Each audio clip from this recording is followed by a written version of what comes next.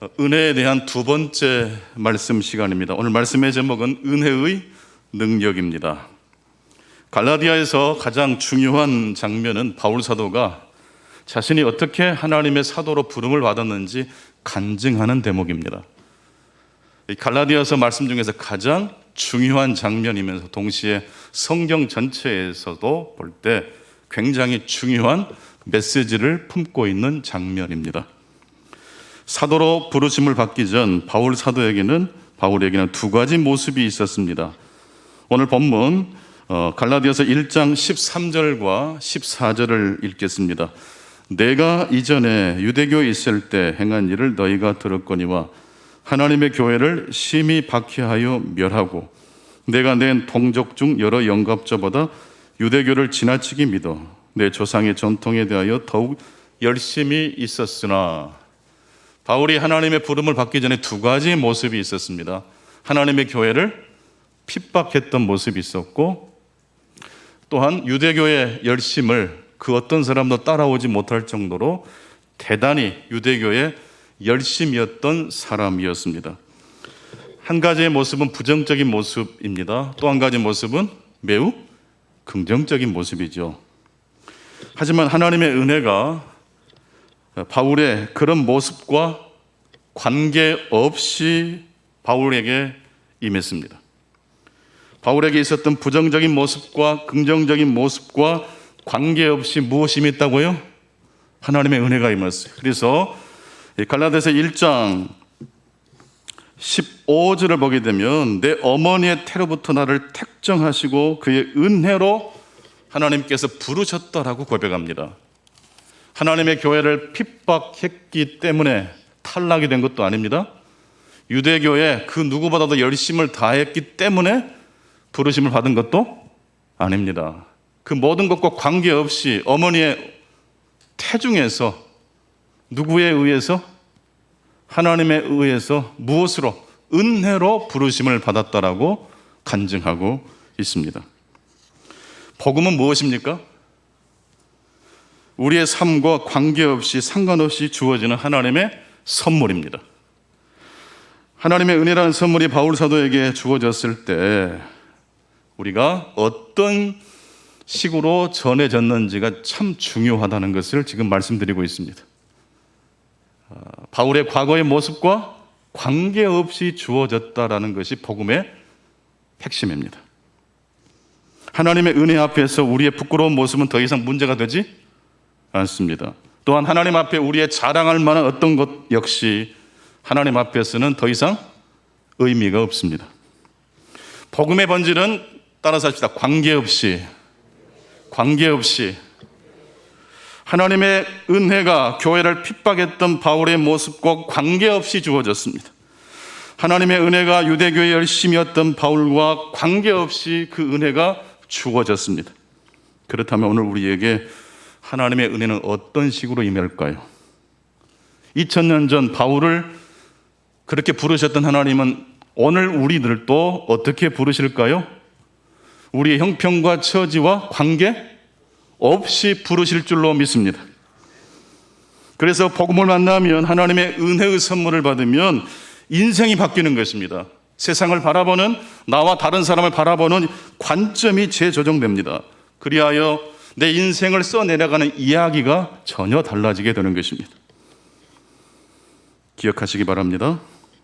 우리가 선택한 어떤 것 때문에 우리의 정체성이 결정되지 않습니다.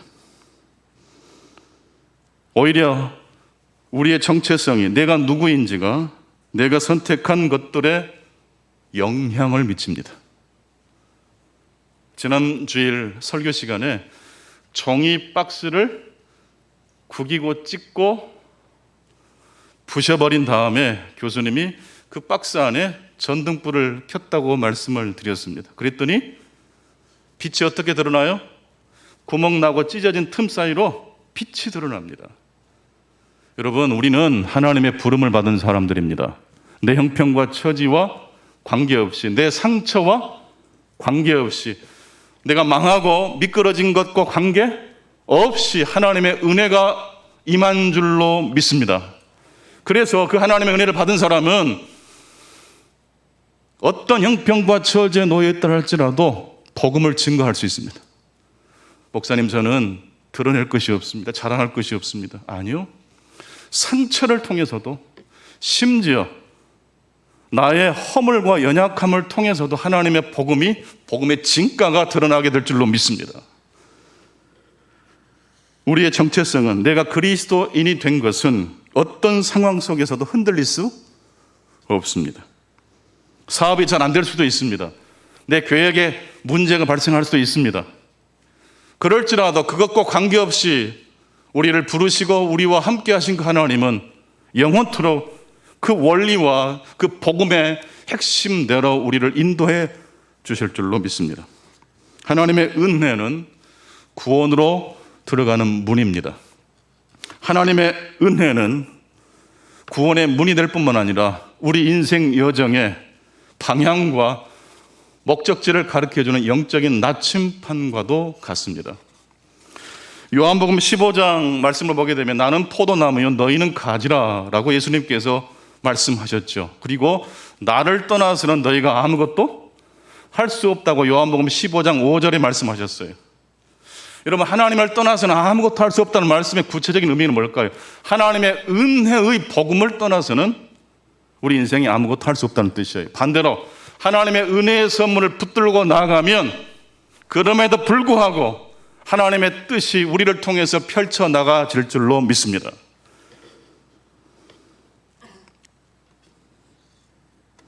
어떤 철학자가 말했던 것처럼 인간은 결핍과 권태 사이를 오고 가는 시계추와 같습니다. 결핍이 얼마나 큰 고통입니까? 보릿고개를 경험하신 분들은 결핍의 고통을 누구보다 잘 아실 겁니다. 그러나 우리가 잘 살게 된 지금 시점에서 볼 때 결핍이 채워졌지만 문제가 없던가요? 내가 원했던 것을 이루고 나면 무엇이 들이닥칩니까? 권태가 찾아듭니다. 그래서 가난한 사람도 고통이 있지만 풍요로운 사람 역시 뭐가 있어요? 고통이 있어요. 인생은 고해와 같아요. 고통이 없는 사람은 없어요. 그래서 우리의 삶의 여정은 넘어지고 다시 일어서는 것을 반복하는 여정입니다. 그래서 중요한 것이 있습니다. 넘어졌을 때 어떻게 일어서느냐입니다. 영적인 원리를 모르는 사람들은 결핍이 왔을 때, 그것을 통해서 넘어졌을 때 무엇을 채우려고 애를 씁니까? 결핍을 채우려고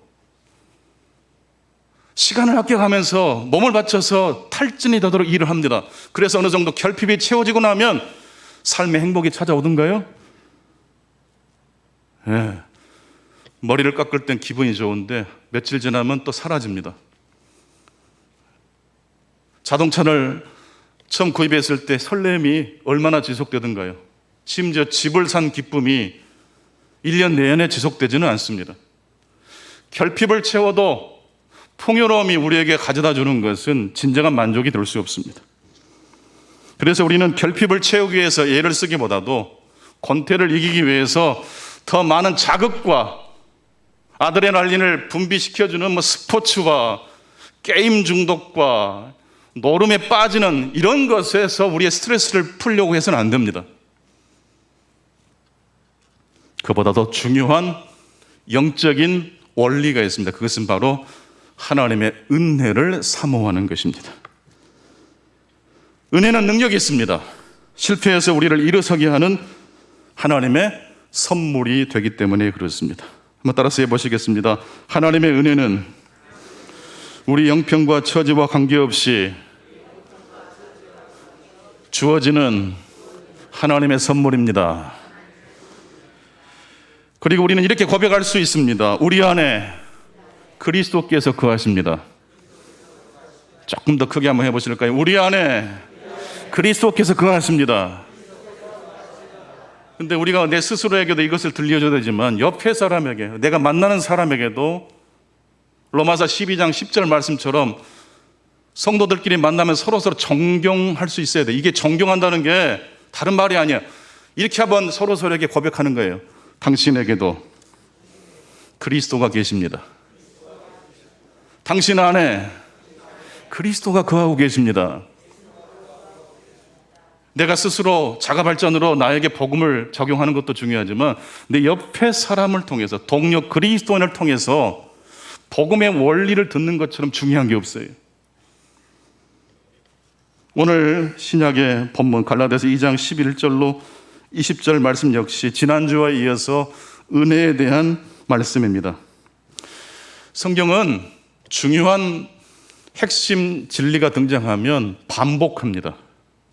똑같은 말씀을 반복을 할 때도 있고 약간 다른 방식으로 같은 주제를 반복합니다. 오늘 본문은 바울 사도가 베드로와 다투었던, 안디옥에 방문했던 베드로와 심하게 다퉜던 이야기를 가지고 하나님의 은혜의 복음을 증거하고 있습니다. 여러분, 사도들끼리 다퉜대요.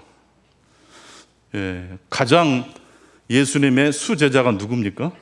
베드로인데 바울은 까마득한 후배잖아요.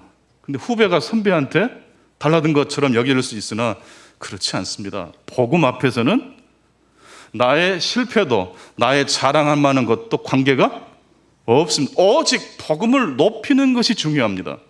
그런 부분에 베드로도 바울 사도도 일치가 됐기 때문에 갈라디아서 오늘 본문에 베드로와 바울 사이에 오고 갔던, 옥신각신했던 이야기를 통해서 복음을 증거할 수가 있었던 것입니다. 갈라디아서 2장 15절로 21절 말씀을 조금 더 쉬운 번역으로 함께 화면을 보면서 읽어보겠습니다. 같이 화면을 보면서 읽겠습니다. 시작. 당신들과 나 그리고 베드로는 유대인이고 우리 자신들이 이방 죄인들과는 다른, 그리고 더 나은 부류로 하고 생각하곤 했었죠. 그러나 우리는 모세의 율법을 잘 지키는 것을 통해 하나님 앞에서 의롭다 여겨지는 것은 아니라는 것을 압니다. 그것은 오직 그리스도를 신뢰하는 것을 통해서만 가능합니다. 그래서 우리는 그 방식으로 의롭다고 여겨지기 위해서 우리의 신뢰를 그리스도께 두었습니다. 진리는 이것입니다. 나는 하나님 앞에 서기 위해 율법에 대해 죽었습니다. 나에게 있어 율법은 더 이상 의에 대한 최종적인 기준이 아닙니다. 나의 옛 자아는 그리스도와 함께 십자가에 못 박혀 죽었고 나의 새 자아는 부활하신 그리스도에 의해 재형성되었으며 나의 삶은 그리스도를 향한 신뢰와 자기 자신을 나누어 주신 그의 선물 위에 세워졌습니다. 이것이 바로 내가 거절할 수 없는 신적 선물인데, 만약 율법이 규범적인 표준과 의의를 얻는 수단으로 남는다면 그리스도의 죽음은 아무런 효력을 가져오지 않을 것이기 때문입니다. 아멘. 바울은 회심하기 전 모세의 율법을, 토라를 지키고 순종하는 것이 하나님 앞에 바로 서는 데 있어서 반드시 필요한 것이라고 생각했던 사람입니다. 하지만 그리스도의 선물을 받고 난 이후에는 그리스도의 복음 외에 다른 어떤 것일지라도 본질적인 것 되지 않고 부수적인 것밖에 되지 않는다고 고백한 것입니다. 그래서 바울은 율법에 대하여 죽었다라고 말하는 것입니다. 율법이 필요 없다는 뜻이 아닙니다. 하나님께서 관계없이 거저 조건 없이 주시는 하나님의 선물, 이 복음 외에 다른 어떤 것은 본질적으로 복음의 부수적인 것밖에 되지 않습니다. 복음의 목적에 부합하기 위해서 존재하는 것이지 복음 외에 율법이 첨가가 될 필요는 있다는 겁니까? 없다는 겁니까? 없다는 말씀입니다. 토라를 준수하는 것이 필요 없는 건 아니지만 하나님의 은혜를 삼아오는 것에 비하면 부차적인 것이라는 말씀입니다. 그리스도에 대한 신뢰가 율법 준수보다 더 중요합니다. 그리스도를 신뢰한다는 것은, 그래서 믿음으로 의롭다함을 받는다고 할 때 그 믿음, 이 믿는다는 것은 우리의 행위를 가리키는 게 아닙니다. 하나님께서 독생자 예수 그리스도를 통해서 우리에게 내미시는 손을, 물에 빠져 죄악에 빠져 허우적거리는 우리를 향해서 손을 내미시는 그리스도의 손을 잡는 것이 믿는다는 의미입니다. 손을 내밀어 우리를 구원하시는 분이 귀합니까? 그 손을 잡아 구원받은 나의 행위가 중요하다는 것입니까? 손을 내밀어 주신 게 중요하다는 뜻이죠. 그 손을 내밀어 주신 그리스도의 그 피 묻은 손을 내가 신뢰한 것은 다른 어떤 경우의 수를 다 참조한 다음에 손을 잡은 게 아니라 그분이 나를 만나러 오셨을 때 삭개오에게 수가성 여인에게 하셨던 것처럼 내 삶과 형편과 관계 없이 오셨어요. 그래서 너무 내가 깜짝 놀라서 그 손을 잡지 않을 수가 없었다는 의미예요.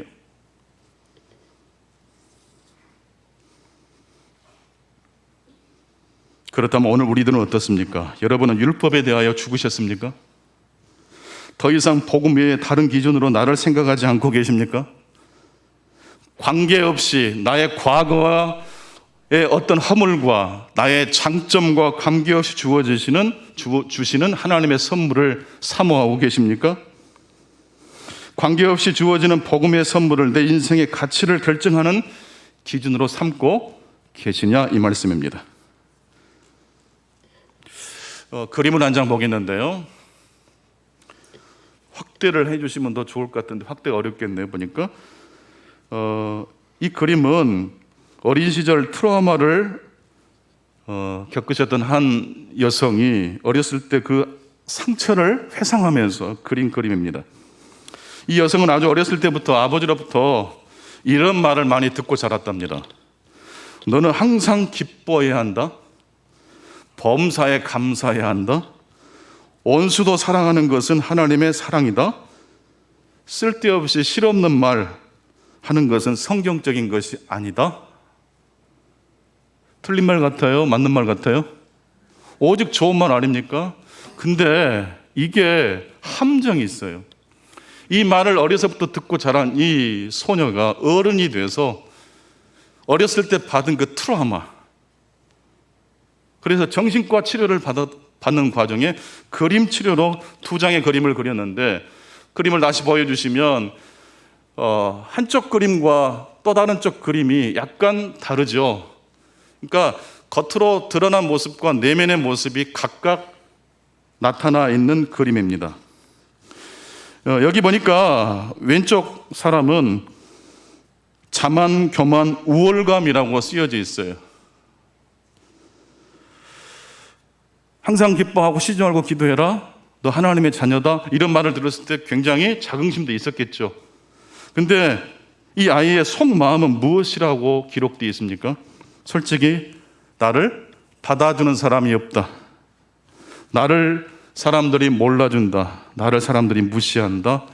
그래서 화가 난다. 그래서 우울하다.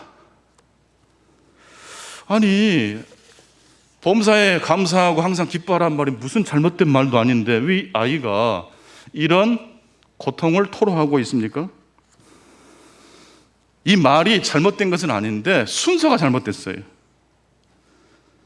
그리고 어린 소녀에게 어른들이 들어야 될 수준의 말을 어린 아이에게 너무 강압적으로 해버리고 말았어요.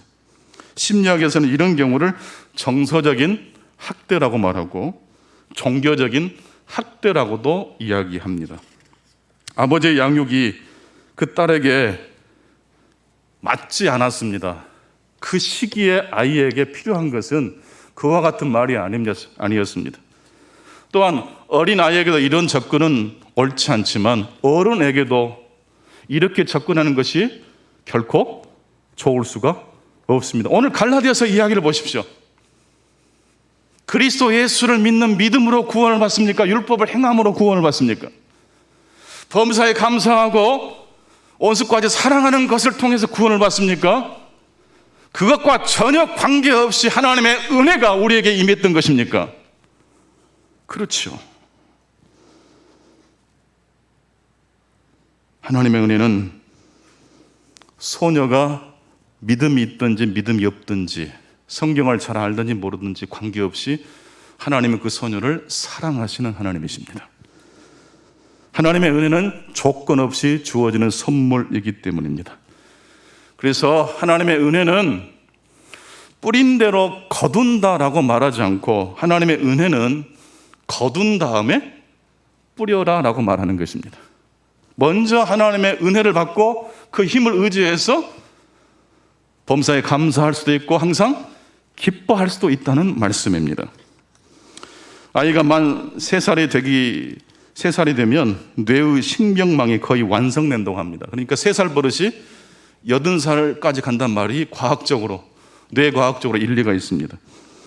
근데 뇌가 형성되는데 중요한 물질이 있는데 뇌유래 신경 영양인지라는, 저도 태어나서 처음으로 이 단어를 접해봤습니다.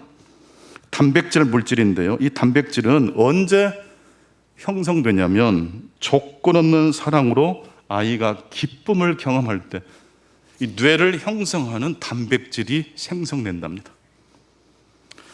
우리 보통 아이들이 어렸을 때 부모들이 자녀와 함께 이 놀이를 많이 하죠. 할아버지도 손주 보실 때 까꿍, 어르릉 까꿍, 그렇죠? 어르릉 까꿍. 왜 어르릉이 붙을까요? 사랑하는 손자야 준비해라, 할아버지가 까꿍한다. 근데 이렇게 눈을 가렸다가 싹 하는 거 아닙니까? 없어졌다가 다시 나타나요. 이런 것을 반복하면서 아이는 엄마가 사라지는 것은 반드시 나타난다라고 신뢰를 하게 돼요. 이때 아이의 뇌 속에 뭐가 형성돼요? 단백질 물질이 막 나오는 거예요. 생후 15개월부터는 두려움을 느끼는 편도체가 성장한다고 합니다. 여러분, 두려움은 좋은 것입니까? 나쁜 것입니까? 나쁜 것입니까? 여러분, 쥐가 고양이를 두려워하지 않으면 어떻게 됩니까? 개가 곰을 두려워하지 않으면 어떻게 됩니까? 상상하시면 다 아시겠죠. 여러분, 두려움은 우리에게 꼭 필요한 것입니다. 하지만 기쁨의 영향보다 두려움의 영향이 더 커지면 두려움의 압도가 되어버립니다. 사랑해야 된다, 감사해야 된다, 이제 너는 하나님의 자녀니까 자녀답게 살아야 된다라는 말보다 더 강조돼야 될 것은 무엇입니까? 너는 너의 형편과 처지가 앞으로 어떻게 된다 할지라도 하나님이 너를 사랑하는 사랑은 변함이 없을 거야. 어르릉 까꿍. 항상 하나님이 너와 함께 하실 거야. 이럴 때 두려움을 이길 수 있는 기쁨의 역량이 넘치게 되는 것입니다. 여러분, 이 세상을 살아갈 때 두려움이 없는 사람은 없습니다. 고통이 없는 사람이 없습니다. 그러나 우리 그리스도인에게는 그 두려움과 고통을 능히 뛰어넘을 수 있는 하나님의 기쁨이 있는 줄로 믿습니다. 감사라는 그 단어의 라틴어가 좀 재밌게 만들어졌더라고요. 화면 한번 띄워주세요. 라틴어를 제가 몰라서 어떻게 읽어야 될지 모르겠어요. 근데 가만히 보니까 그라치아라는 단어와 앱투스라는 이 두 단어가 합성된 거더라고요. 은혜와 태도라는 단어로 감사라는 단어가 이루어져 있습니다. 즉, 감사는 언제 생성됩니까? 은혜로 이 세상을 바라보는 태도를 가질 때 무엇이 나와요? 감사가 나온다는 거예요. 하나님이 관계없이 조건 없이 무조건적으로 우리에게 주신 그 하나님의 은혜로 나와 내 가족들과 이 세상을 바라볼 때 무엇이 생성됩니까? 고통과 고난을 능히 뛰어넘을 수 있는 하나님의 기쁨이 주어질 줄로 믿습니다. 하나님의 은혜를 바라보십시오. 그럴 때 내가 억지로가 아니라 내 속에서 하나님이 주시는 감사가 솟아나게 될 것입니다. 어린아이에게 필요한 것은 조건 없는 사랑입니다. 갈라디아에서 바울 사도는 갈라디아 교회 성도들에게 복음 외에 다른 어떤 것을 덧붙이는 것은 복음만으로는 효력이 없다는 것을 이야기한다고 설명하면서 복음 외에 다른 어떤 것을 덧붙이는 것은 복음을 변질시키는 것, 복음이 아닌 것이라고 말하고 있습니다. 어린아이에게 조건 없는 복음이 들어갈 때 뇌가 잘 자랍니다.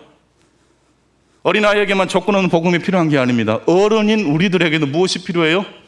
조건 없이 주어지는 하나님의 은혜가 필요합니다. 내 힘으로 어떤 문제를 돌파하려고 할 때 문제에 부딪히게 될 겁니다. 일이 잘 풀릴 때는 찬송이 나오지만 뜻대로 되지 않을 때는 고독해지고 침체가 나를 휘감아 갈 것입니다. 성도 여러분, 하나님의 은혜로 여러분 자신을 바라보실 수 있기 바랍니다. 하나님의 은혜로 이 세상과 여러분의 관계된 여러 가지 일들을 바라보실 수 있기를 바랍니다. 그리스도를 신뢰하는 태도, 바로 거기에서 모든 회복이 시작될 것입니다. 복음의 문법은 뿌린 대로 거두는 것이 아닙니다.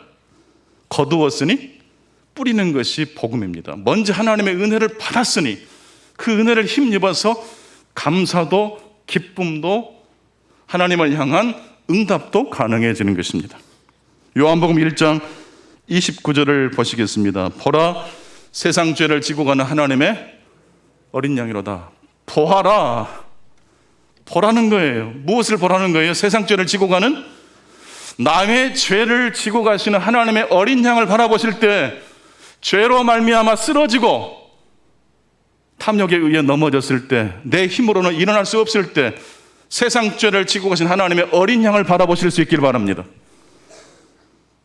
로마서 5장 20절은 죄가 더한 곳에 하나님의 은혜가 역설적으로 더 넘쳤다고 말하고 있습니다. 이 말씀은 죄를 지어도 된다는 뜻이 아니라 하나님의 복음은 언제든지 우리의 과거의 어떤 모습일지라도 그것과 관계없이 상관없이 임하는 하나님의 능력의 복음이라는 말씀입니다. 박완서 작가가 마지막으로 쓰신 에세이집이 목과 먼 길이 더 아름답다라는 아마 에세이집일 건데요. 여기에 참 너무 감동적인 한 대목이 나와서 함께 나누고 싶습니다. 80세가 되신 이 작가에게도 괴로움과 슬픔과 고통이 있으셨나 봅니다. 이런 내용입니다. 이 나이에 머지않아 증손자를 볼 나이에도 지치거나 상처받아 잠 못 이루는 밤이면 내 시름에 겨워 엄마를 연거푸 부르면 끝도 없이 옛날 생각이 나고 이야기가 이야기를 부르면서 마음이 훈훈하게 젖어오면 오그러졌던 몸이 펴진다.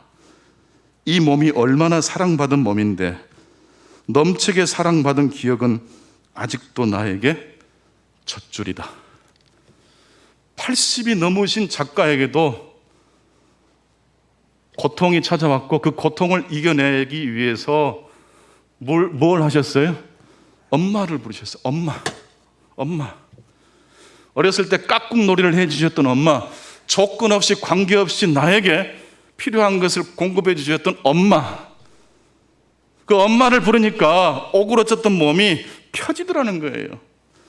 그러면서 내가 얼마나 사랑받은 몸인데 이 고통과 슬픔이 아무리 커도 내가 이 슬픔과 고통에 무너질 수는 없다. 내가 얼마나 사랑받은 몸인데 넘치게 사랑받은 기억은 아직도 나에게 어머니의 젖과 같다. 젖은 아이에게만 필요한 게 아니고 어른들에게도 필요합니다.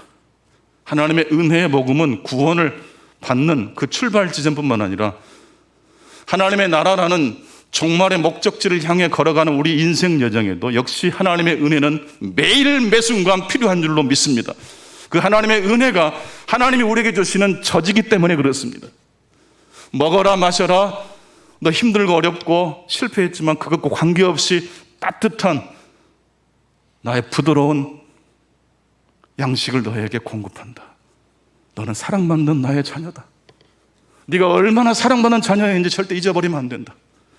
그 복음을 들을 때 오그라졌던 우리의 몸도 펴지게 될 줄로 믿습니다. 그래서 요한 사도는, 세례 요한은 요한복음 1장 29절을 통해서 보라, 세상 죄를 지고 가는 하나님의 어린 양을 보아라 라고 말하고 있습니다. 여러분, 힘들고 어려울 때 눈을 감고 나의 죄를 지고 가시는 어린 양이신 예수 그리스도를 믿음의 눈으로 바라보시길 바랍니다. 분노가 오고 절망이 오고 낙심이 오고 권태가 찾아오고 슬픔이 밀려올 때마다 내 힘과 의지로는 극복할 수 없는 두려움이 엄습할 때, 내 몸이 오그라들 때 하나님을 향하여 부르짖고 고백하십시오. 하나님의 저지 필요합니다. 하나님의 은혜가 필요합니다. 바울에게 관계없이 임했던 그 복음 그대로 저에게도 주시옵소서.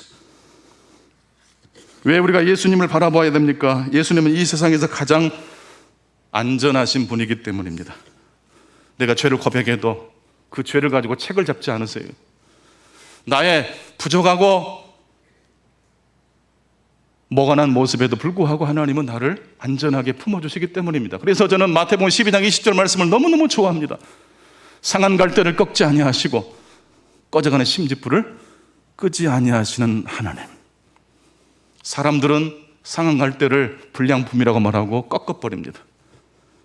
꺼져가는 심지불을 고약한 사람들은 꺼버립니다. 하지만 세상 죄를 지고 가시는 하나님의 어린 양은 나의 허물과 연약함에도 불구하고 나를 안심하고 모든 짐을 내려놓을 수 있도록 인도해 주시는 하나님이십니다.